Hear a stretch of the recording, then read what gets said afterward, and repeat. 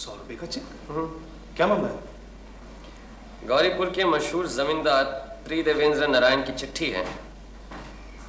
क्या लिखा? सुनो। कुमार त्रिदेवेंद्र नारायण के आदेशानुसार मैं ये पत्र लिख रहा हूँ। उन्होंने आपका नाम सुना है, किसी जरूरी मामले में आपसे परामर्श करना चाहते हैं। जितनी जल्दी हो सके आप फौरन यहाँ आ जाइए। खर्च के बाबत 100 रुपए पेशगी भेज रहा हूँ। आप कब और किस ट्रेन से आ रहे हैं तार से बताएं। स्टेशन पर आपके लिए गाड़ी का बंदोबस्त रहेगा। धन्यवाद। रुद्र प्रसाद, पीए कुमार त्रिदेवेंद्र नारायण। जरूरी मामला क्या है? कुछ लिखा ही नहीं है। लेटर हेड या हैंडराइटिंग से तुम कुछ अंदाजा लगा सकते हो? तुम तो इस सब में भी माहिर हो। जहाँ तक जमींदारों के बारे में मुझे मालूम है, मुझे लगता है कि त्रिदेवेंद्र नारायण ने रात में सपना देखा है जहाँ उनके पालतू हाथी को पड़ोस का जमींदार उठा ले गया। इसीलिए फौरन जासूस को बुला रहे हैं। मजाक छोड़ो, इतने रुपए ऐसे कोई नहीं भेजता। जरूर कोई गड़बड़ है। यही तो तुम लोगों में कमी है। जब कोई अमीर बीमार पड़े तो तुम्हें लगता है कि उसकी बीमारी भी भारी भरकम है, लेकिन बात असल में बिल्कुल उल्टी है। अमीरों की छोटी सी छोटी फुंसी पर भी डॉक्टर आते हैं, लेकिन गरीबों की जब तक सांस हलक तक ना आए, डॉक्टर हकीमों का नाम भी नहीं लेते। खैर, इरादा क्या है? जाओगे गौरीपुर? जब बेकार ही बैठे हैं, चलो घुमाते हैं। और कुछ नहीं तो एक नई जगह देख लेंगे। और तुम तो गौरीपुर गए नहीं ना कभी।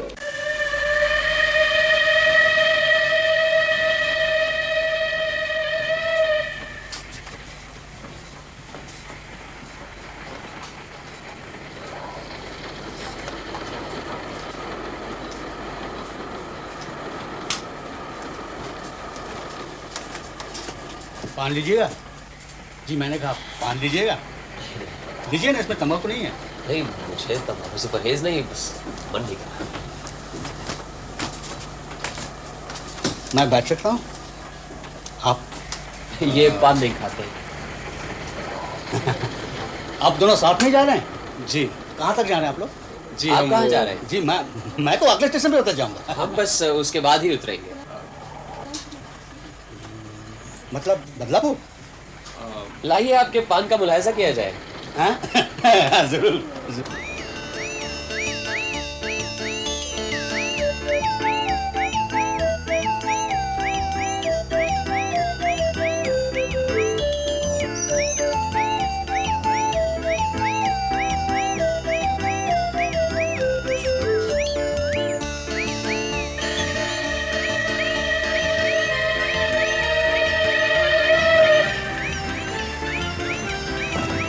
अरे, वो पान वाला आदमी तो दूसरे कंपार्टमेंट में चढ़ गया, यही ना? हाँ।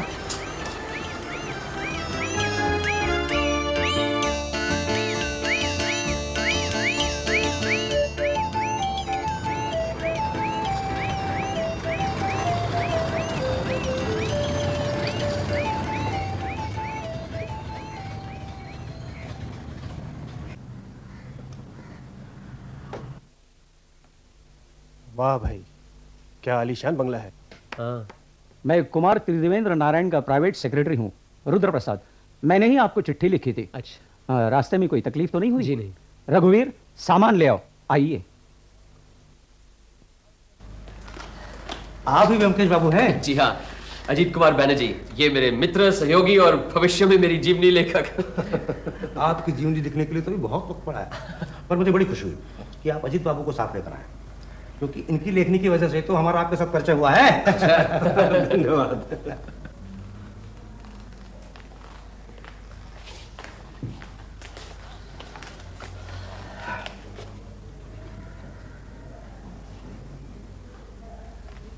आपके लिए कुछ और नाश्ता, शरबत? जी नहीं, धन्यवाद।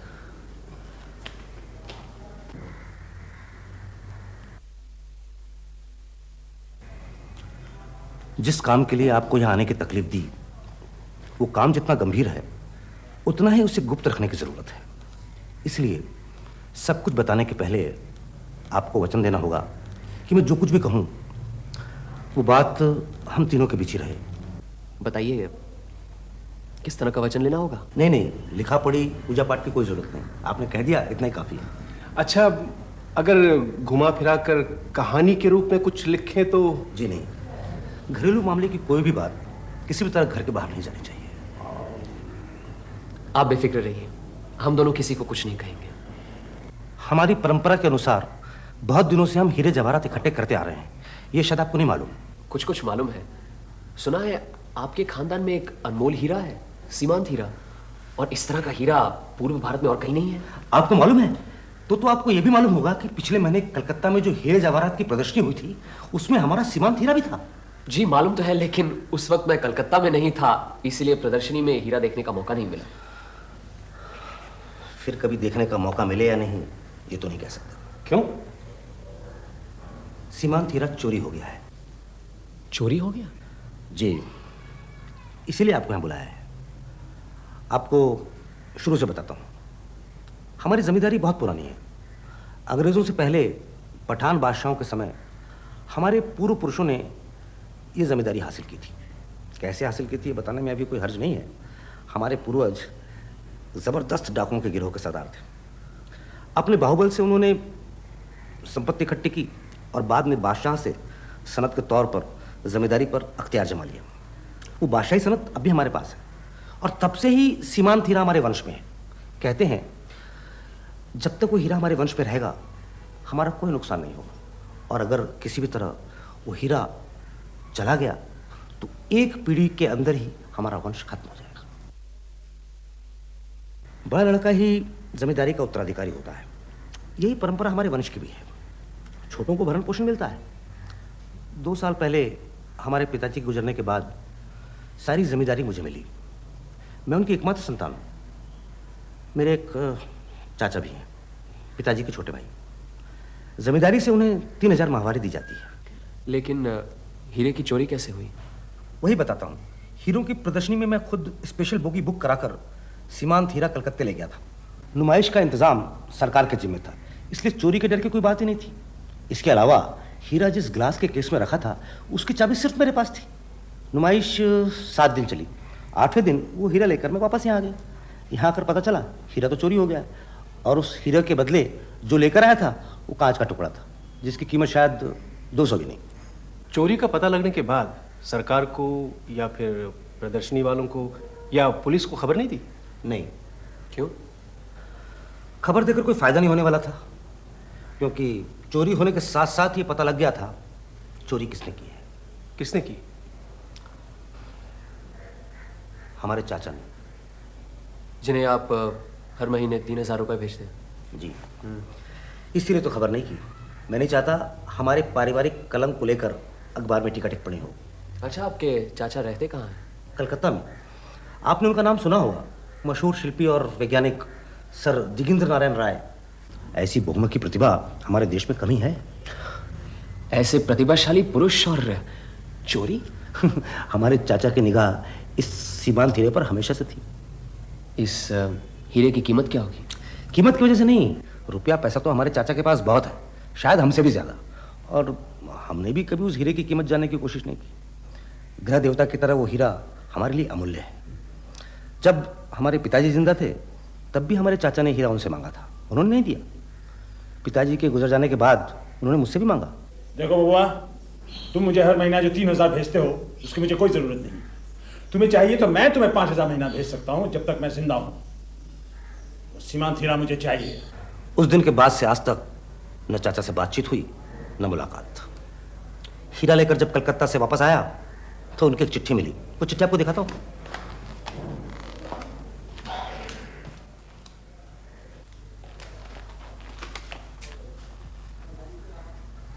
बुरा मत मानना, तुम लोग हीरा देना नहीं चाहते थे, इसलिए मैंने खुद ही हासिल कर लिया।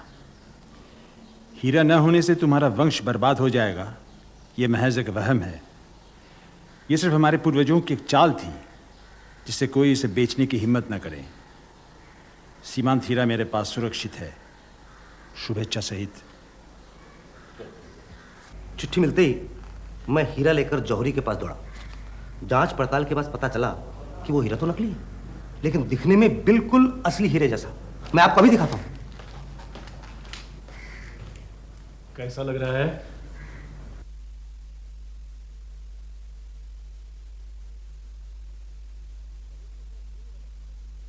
जौहरी के सिवा कोई नहीं बता सकता कि हीरा नकली है।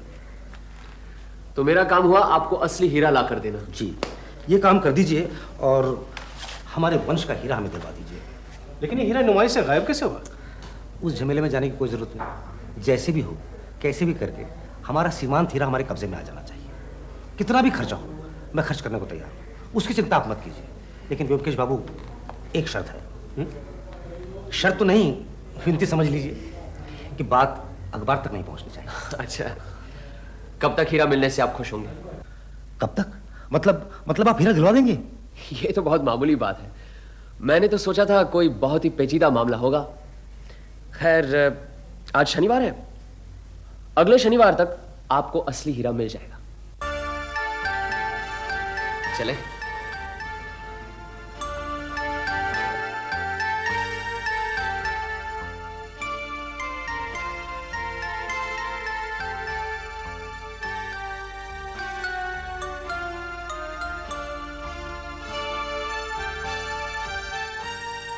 सर, दिगेंद्र का बंगला यही है? हाँ यही है, उधर जाइए। अच्छा।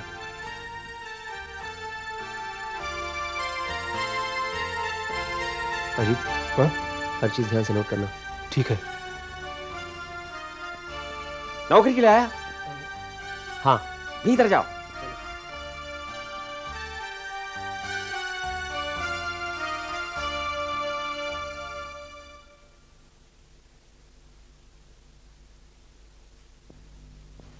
सुनिए जी?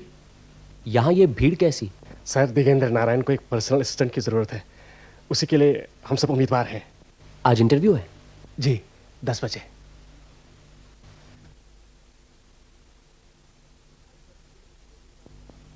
आज सर दिगेंद्र किसी जरूरी काम से बाहर जा रहे हैं, इसलिए आज का इंटरव्यू कल होगा, इसी वक्त ठीक 10 बजे। अगर आप लोगों ने अपनी एप्लीकेशन नहीं दी है तो हमें दे सकते हैं।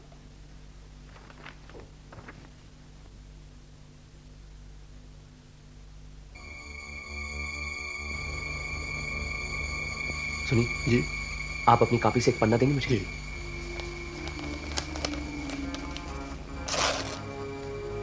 एक और प्लीज।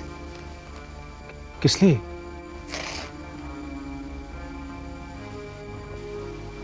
बैठो। हाँ? जैसे मैं कहता हूँ वैसे तुम क्या? और यहाँ पर ये भरो इसको। एप्लीकेशन? हाँ, पर्सनल सेक्रेटरी के हाँ? लिए एप्लीकेशन।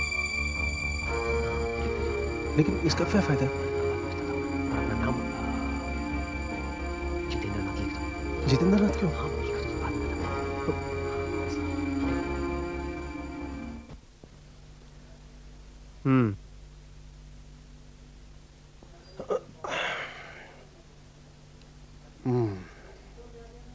अच्छा ब्योमकेश, नैतिक दृष्टि से ये जो हम काम कर रहे हैं, क्या सही है? कौन सा काम?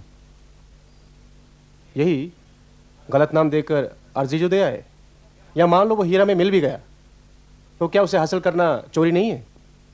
होगी क्यों नहीं? और अगर पकड़े गए तो जेल भी जा सकते हैं। लेकिन हम चोर के घर चोरी कर रहे हैं, देखा जाए तो ये एक पुण्य काम है। लेकिन कानून की नजर में झूठ झूठ है और चोरी चोरी। हाँ है, सजा भुगतनी पड़ी तो भुगतेंगे, लेकिन मेरे ख्याल से ऐसी नौबत नहीं आएगी। अच्छा, तुम्हें क्या लगता है वो हीरा उसी घर में है? जिस हीरे के लालच में चाचा ने बुढ़ापे में ही भतीजे से सारी संपत्ति हड़प ली, उसे एक भी लम्हे के लिए आंखों से ओझल नहीं होने देगा। बस सिर्फ यह पता लगाना है कि वो हीरा है कहां। अच्छा, मान लो हमने जो 2 अर्जियां दी हैं, अगर वो बेकार हों और काम किसी और को मिले तो?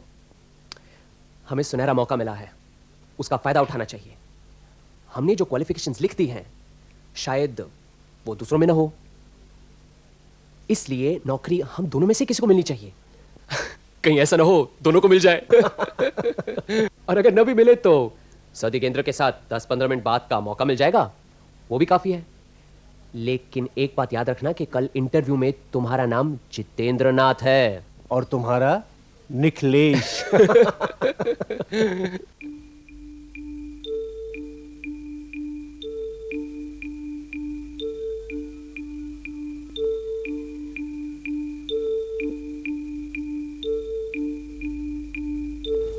भूपेंद्र,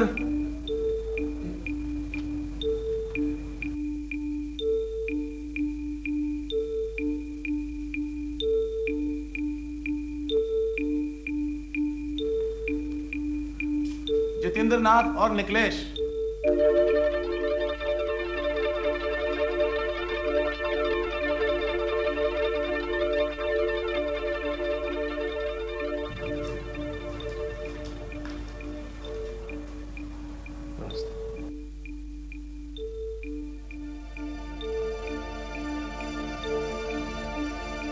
विजय सिंह, जी हुजूर।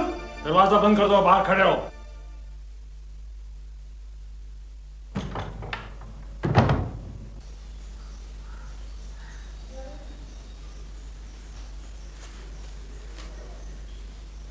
निखिलेश किसका नाम है?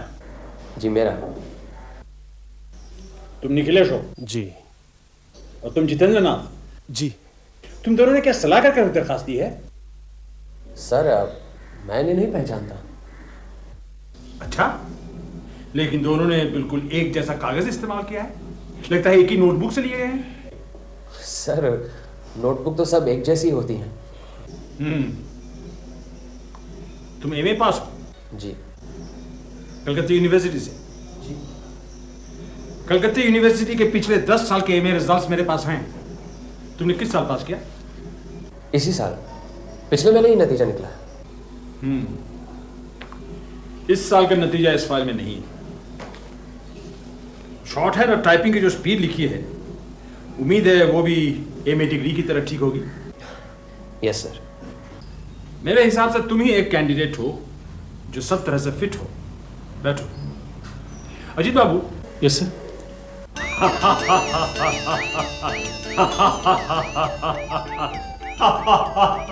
बैठो अजीत, बैठो। शर्माने की कोई जरूरत नहीं, मैंने तुम दोनों को पकड़ लिया है। सत्येंद्र नारायण को धोखा देने की धृष्टता देखकर मुझे मजा आ रहा है। और ब्योमकेश, तुम ऐसा एक बचकाना काम करोगे ये उम्मीद नहीं थी। तुम्हारी उम्र ज्यादा नहीं, लेकिन देखकर तो लगता है भेजे में बुद्धि है। और ब्रेन मैटर 50 आउंस तो है ही। लेकिन सिर्फ ब्रेन मैटर से क्या होता है? सब निर्भर करता है कन्वोल्यूशन पर। हालांकि कूट बुद्धि, इंट्यूशन, हठधर्मी, ये सब तो पर्याप्त है। और रीजनिंग पावर भी डेवलप लगता है। इंटेलिजेंट कहा जा सकता है, क्यों? और मेरे भेजे में कितना ब्रेन मैटर है जानते हो? 60 आउंस, तुमसे 10 आउंस ज्यादा। यानी कि एक गोरिल्ला और आम इंसान की बुद्धि में जो अंतर है, वही है तुम्हारी और मेरी बुद्धि में। तो मैं अगर इंसान हूं तो तुम क्या हुए? बबुआ ने तुम्हें भेजा है, यानी कुमार त्रिदेवेंद्र नारायण, हीरा हासिल करने के लिए। तो क्या तुम 50 आउंस ब्रेन मैटर लेकर वो कर पाओगे? क्या बात है ब्योमकेश, बिल्कुल ठंडे पड़ गए। पंडित बनकर भगवान चुराने आए हो, तो क्या ये चोरी कर पाओगे? 7 दिन के अंदर कुमार त्रिदेवेंद्र नारायण को ये हीरा वापस ला कर दूंगा, ये वचन देकर आया हूं मैं। अच्छा, 7 दिन के अंदर? अरे वाह वाह, क्या बात है। तो कैसे करोगे ये चोरी? हमें भी तो कुछ पता चले। तुम्हें मालूम है, अभी धक्के मार के तुम्हें बाहर फेंकवा सकता हूं। जेल की हवा खाओगे वो अलग। फिलहाल तो आपकी बातों से यही लगता है कि हीरा इसी मकान में है। हाँ है, इसी मकान में है। लेकिन तुम उसे ढूंढ पाओगे? भेजे में है इतनी समझ? आपके हिसाब से 50 आउंस ग्रे मैटर तो है ही, मेरे लिए इतना ही काफी है। अपने आप को बहुत बड़ा 30 मार खां समझते हो ना? तुम जैसा डिटेक्टिव दूसरा नहीं है इस भारतवर्ष में। तुम यहाँ के ब्रतियों हो क्या?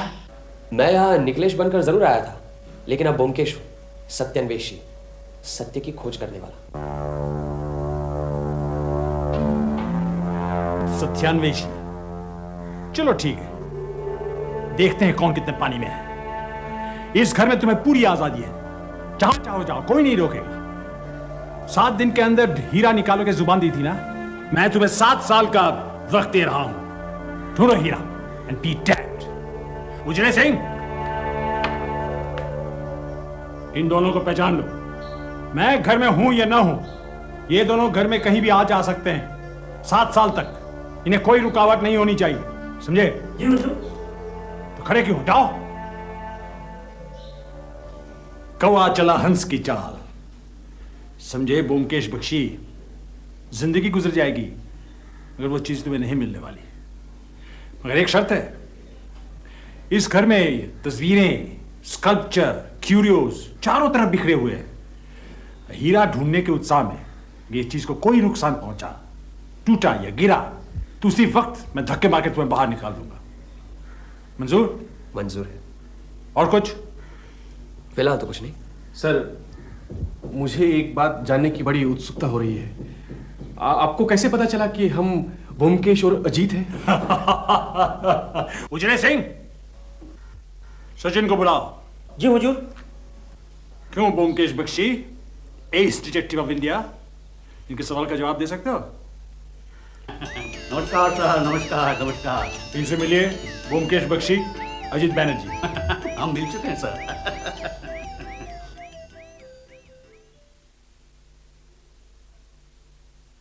मेरी बेवकूफी से ही सारा गड़बड़ हो गया। तुमसे बेवकूफी हुई जरूर है, लेकिन बुड्ढे को हमारे बारे में पहले से ही मालूम था। कुछ भी कहो, खूब उल्लू बनाया ना हमारा। बुड्ढे की भी एक कमजोरी मेरी पकड़ में आ गई। मुझे लगता है इसी से काम बन जाएगा, वरना हमारा कामयाब होना मुश्किल था। कामयाब? तुम्हें क्या लगता है कि तुम कामयाब होगे? मुझे तो पूरी उम्मीद है। हाँ, अगर बुड्ढा धक्के मारकर हमें घर से बाहर निकालता तो बात और होती, लेकिन अब उसकी कमजोरी पकड़ में आ गई है, उसी से हम अपना काम पूरा कर लेंगे। अरे कैसी कमजोरी? मुझे तो कोई कमजोरी नजर नहीं आई, बल्कि लगा बुड्ढा तो लोहे की तरह सख्त, ताकतवर और पुख्ता है। कमजोरी है, बहुत तगड़ी कमजोरी है, और इसी की वजह से हमें अपना रास्ता निकालना है। अक्सर देखा है कि बड़े लोगों में ये कमजोरी ज्यादा नजर आती है। जो जितना ज्यादा अक्लमंद होता है ना, उससे 4 गुना ज्यादा उसमें अक्लमंद होने का घमंड होता है। इसीलिए अक्लमंद होते हुए भी वो बेवकूफ बन जाते हैं। साफ साफ बताओ, मामला क्या है? सर, दिगेंद्र नारायण को अति बुद्धिमान होने का काफी घमंड है। मैंने सोचा क्यों ना उनके घमंड पर वार किया जाए, और वही मैंने किया। बुड्ढे ने भपके में आकर घर में घुसने की आजादी दे दी। इससे अपना आधा काम तो हो गया, बाकी क्या बचा? हीरे को ढूंढ निकालना, वो भी हो जाएगा। तुम क्या फिर वहां जाओगे? अरे जाएंगे क्यों नहीं, यही तो सुनहरी मौका है। मौके का फायदा नहीं उठाएंगे?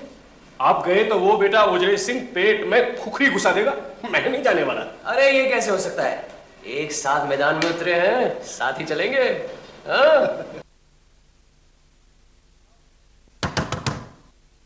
आ जाओ। नमस्कार। हीरा मिला? जी नहीं, मिल जाएगा। ये क्या बना रहे हैं? विख्यात नटराज मूर्ति का एक छोटा सा प्लास्टर कास्ट तैयार कर रहा हूँ। मैं इसे पेपर वेट की तरह इस्तेमाल करता हूँ। कैसी है? बहुत अच्छी है। असली मूर्ति पत्थर की है या? मैंने संगमरमर की एक 10 फुट ऊंची मूर्ति बनाई है। फिलहाल वो पेरिस में है। पेरिस में? Louvre museum. क्या मैं इसे देख सकता हूँ? देखो। इसे आप खुद ही मोल्ड करते हैं? और कौन करेगा? क्या ये बाजार में मिलती है? बाजार में मिलती तो क्या खरीदते? हाँ, क्यों नहीं, मैं भी और भी बहुत से लोग खरीदते। कैसे आना हुआ? बस यूं ही घूम घाम कर सब काम खत्म हो गया था, सोचा एक बार आपसे भी मिलते जाएं। शाम को फिर एक बार आऊंगा। बड़े बेवकूफ किस्म के आदमी हो जी। अभी टूट जाता तो? कोई भी चीज टूटी तो उसी वक्त घर से निकाल लूंगा। जी, मुझे बहुत अफसोस है। I am so sorry. आइंदा सावधानी बरतूंगा। ये सब नाजुक कलाकृतियां हैं, इन्हें कोई अनाड़ी की तरह हाथ लगाने से मैं आग बबूला हो जाता हूँ। जी, आपका कहना बिल्कुल ठीक है। I am sorry again. अच्छा तो चलते हैं। क्या क्या अभी आए अभी चल दिए? नहीं, एक जरूरी काम याद आ गया। इंपीरियल लाइब्रेरी जाना है। शाम को आ रहे हो ना? जी जरूर। ठीक है, आगे चाय पीने हमारे साथ। जी थैंक यू। नमस्कार।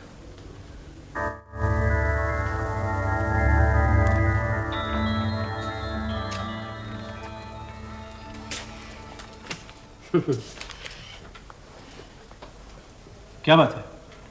प्लास्टर कास्टिंग के बारे में क्यों पढ़ रहे हो? तुम्हें तो मालूम है मेरी दिलचस्पी हर चीज में होती है। लेकिन कोई बात तो होगी। सर दिगेंद्र ने ठीक ही कहा था। प्लास्टर ऑफ पेरिस की मूर्ति तो कोई भी बना सकता है, बहुत आसान। मैं भी? हाँ, तुम भी। पहले प्लास्टर ऑफ पेरिस के चूरे को पानी में डालकर उसे दही जैसा गाढ़ा करो। फिर उसे मोम या मिट्टी के सांचे में डाल दो, उसमें भर दो। 10 मिनट के अंदर वो जमकर सख्त हो जाएगा, उसे निकाल दो, मूर्ति तैयार।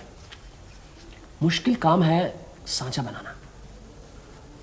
अब इस सांचे में अगर प्लास्टर ऑफ पेरिस डालते समय आप सुपारी जैसी छोटी सी चीज छुपा दो तो वो मूर्ति में छिपी रह सकती है।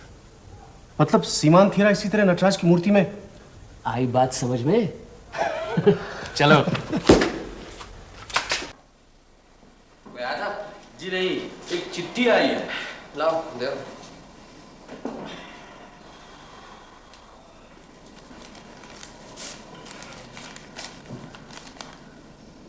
अरे गौरीपुर से त्रिदेवेंद्र नारायण आ गए हैं, ग्रैंड होटल में है। वो तो आएंगे। वादे के मुताबिक शनिवार को उन्हें सीमांत हीरा मिल जाना चाहिए। क्या सोच रहे हो? अगर सर दिगेंद्र को पता चल गया कि कुमार बहादुर आ गए हैं, कहीं ऐसा ना हो हमें अपने घर के अंदर घुसने न दें। अरे इतने दिनों से घर के कोने कोने की तलाशी ले रहे हो, अब बाकी रह क्या गए? मुझे यकीन होता जा रहा है कि वो हीरा सर दिगेंद्र की बैठक में ही कहीं है।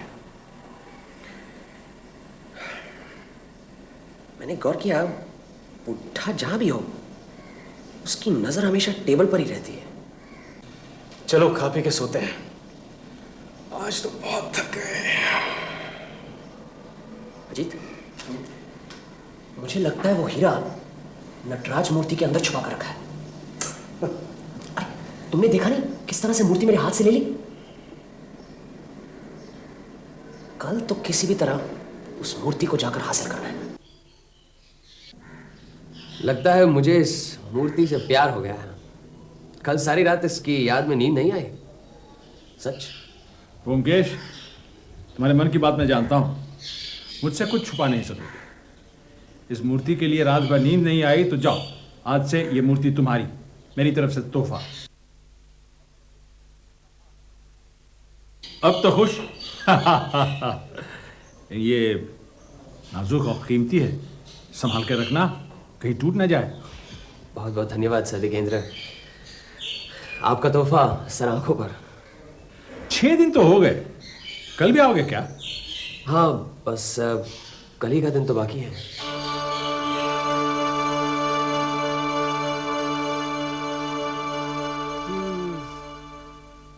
हार गए जीत। क्या बात है? मेरी कुछ पल्ले नहीं पड़ रहा।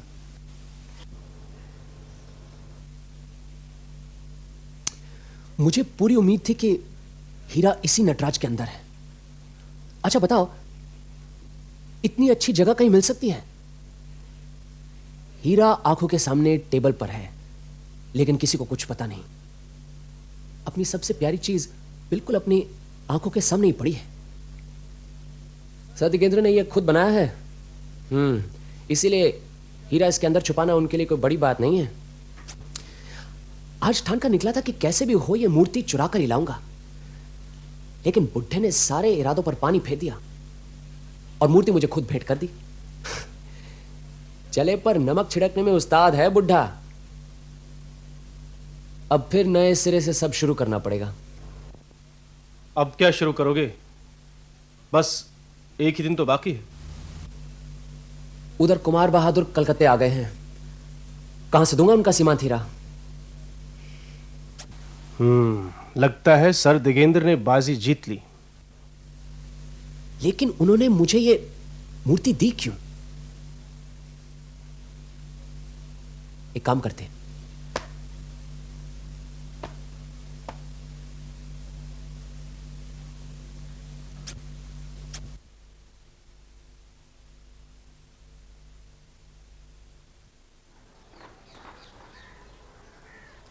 कैसे हो उजले सिंह? ठीक है साहब। आज हम तुमसे मिलने आया। कितने दिनों से हो यहाँ तुम? साहब बोला आप लोग को अंदर बैठने के लिए।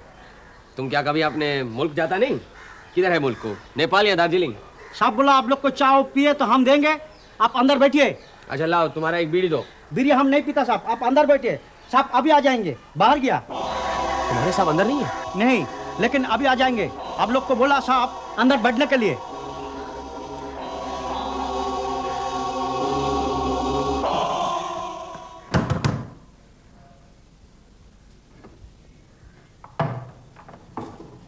हाँ है ब्योमकेश बख्शी। बाहर गए? आपका नाम? जी बताइए ना। मेरा नाम जानकर तुम क्या करोगे? बाबू का हुक्म है, कोई भी आए उनका नाम पता रखूं। अच्छा ये बात है, तो कह देना गौरीपुर के कुमार साहब के आदमी आए थे। एक गिलास पानी लाना, दवा लेनी।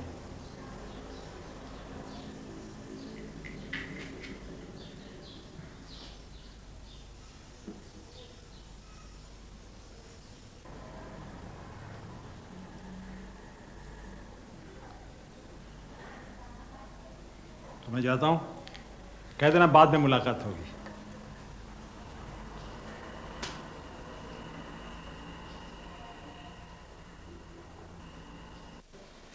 अरे बूटीराम, तुमने तो बहुत अच्छा काम किया है। अजीत, तुम्हें जानकर ताजुब होगा, पूरे एक दिन 24 घंटों तक वो सीमांत हीरा इसी टेबल पर था। खैर, अब तो पता चल गया है हीरा कहाँ है। लेकिन तुमने उन्हें ले क्यों जाने दिया? कोई बात नहीं, अब पता जो चल गया है कि असली चीज कहाँ है। ग्रैंड होटल, कुमार त्रिदेवेंद्र को दीजिए। कहिए ब्योमकेश बात करना चाहते हैं। हाँ कुमार बहादुर जी, ब्योमकेश, कल सुबह 10 बजे तक आपको अपना सीमांत हीरा मिल जाएगा। नहीं, आप 12 बजे की गाड़ी से ही जा सकते हैं। हाँ, 11 बजे आप आराम से होटल से निकल जाइए, मैं उसके पहले ही आ जाऊंगा। 100%। जी हाँ, निकल पड़िए जी। Bye bye. अरे आओ आओ, आजकल जब तक ये जुगल जोड़ी के दर्शन नहीं होते तब तक खाली खाली सा लगता है, आदत सी पड़ गई है। चाय लिया। आपको 7 दिनों से काफी परेशान किया हमने, बस यही कहने आया था, हम कल से नहीं आएंगे। जिंदगी में हार जीत तो होती रहती है। आपको जरूर मालूम होगा, आपके भतीजे साहब ग्रैंड होटल में ठहरे हुए हैं। मैंने उनसे भी कह दिया है, उन्हें यहाँ और ठहरने की जरूरत नहीं, बस आज उनसे भी विदा ले लूंगा। चलो अच्छा हुआ, सुबह का भूला शाम को घर तो आ गया। और बबुआ से भी कह देना कि अपने समय बेकार में बर्बाद ना करे। जी जरूर कहूंगा। आपकी ऐसी ही दी हुई सौगात मैंने अच्छी तरह संभाल के रखी हुई है। आपकी मधुर याददाश्त के हिसाब से ये मेरे लिए एक बहुमूल्य तोहफा है। हमारे यहाँ इतने दिन लगातार आकर तुम्हारी दिलचस्पी शिल्प कला की तरफ बढ़ी है, ये जानकर मुझे बड़ी खुशी हुई। इतने दिनों तक कला और संस्कृति की तरफ तो मेरी कोई दिलचस्पी ही नहीं थी, लेकिन आपके संपर्क में आकर कला का जो रस मिला है वो जिंदगी भर याद रहेगा। वो चित्र भी आपका मुझे बहुत अच्छा लगता है। ये चित्र मैंने 20 साल पहले बनाया था। अच्छा, अब आपसे विदा लेता हूँ। आपसे मिलकर मुझे फायदा ही हुआ है। कभी जरूरत पड़े तो जरूर याद कीजिएगा। मैं सत्यान्वेषी हूँ, सत्य की खोज करना मेरा पेशा है। आपके सामने हाजिर हो जाऊंगा। अच्छा सर, नमस्कार। चलो जी, नमस्कार।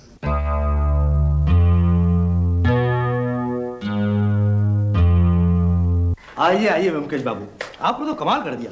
कहाँ है हमारा सीमांत हीरा? ये लीजिए। ये तो हमारे चाचा जी के संगमरमर की बनाई हुई नटराज की मूर्ति की नकल है। हीरा कहाँ है? इसी के अंदर। इसके अंदर? जी, लेकिन आपके जाने की सब तैयारी है ना 12 बजे की गाड़ी से? वो तो ठीक है ब्योमकेश बाबू, लेकिन ये लीजिए आपका सीमांत हीरा।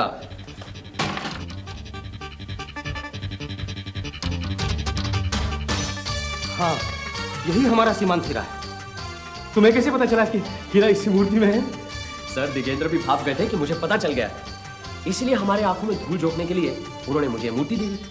फिर ऐसी ही एक दूसरी मूर्ति लेकर वो कल हमारे घर आए और इससे बदल दी। ये तो मैंने अपने हस्ताक्षर बी इस पर किए थे। उसी से मुझे यकीन हो गया कि हो ना हो इसी मूर्ति के अंदर वो हीरा है। इसलिए कुछ देर पहले मैं किन शब्दों में अपनी कृतज्ञता प्रकट करूं? यहाँ से फौरन विदा हो। कहीं आपके चाचा को पता चल गया तो अभी यहाँ धमकेंगे, फिर मामला चौपट। मैं तो जा ही रहा हूँ, लेकिन आप लोगों को इसकी चिंता बाद में। फिलहाल आप जितनी जल्दी हो सके गौरीपुर पहुंच जाइए, हम चलते हैं। चलो Jeet, best of luck, good bye.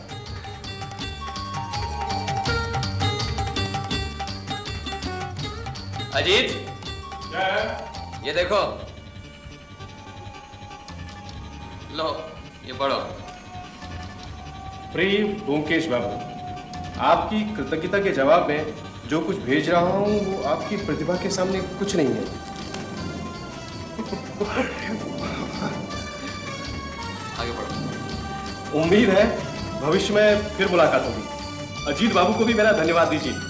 हमारी पहली मुलाकात में वो पूछ रहे थे सीमांत हीरा की कहानी घुमा फिरा कर लिखे तो क्या मुझे आपत्ति होगी, तब मैंने ना कहा। आप मुझे कोई ऐतराज नहीं, नाम बदल कर कहीं भी छपवा सकते हैं। क्यों?